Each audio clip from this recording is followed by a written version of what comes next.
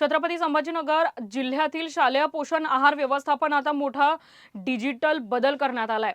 प्रधानमंत्री पोषण शक्ती निर्माण योजनेअंतर्गत शाळांमध्ये दिल्या जाणाऱ्या पोषण आहाराच्या खर्चाच्या आणि धान्य साठ्याच्या नोंदी आता ऑनलाईन पद्धतीने कराव्या लागणार आहेत।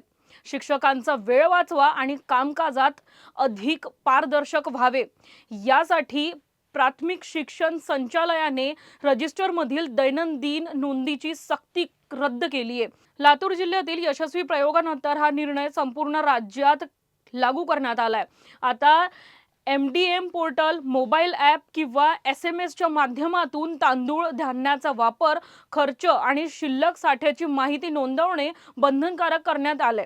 छत्रपती संभाजीनगर जिल्ह्यातील 3180 शाळांमध्ये या नव्या प्रणालीची अंमलबजावणी होणार असून याचा लाभ जिल्ह्यातील 4,51,000हून अधिक विद्यार्थ्यांना मिळणाऱ्या पोषण आहार व्यवस्थापनात होणार आहे।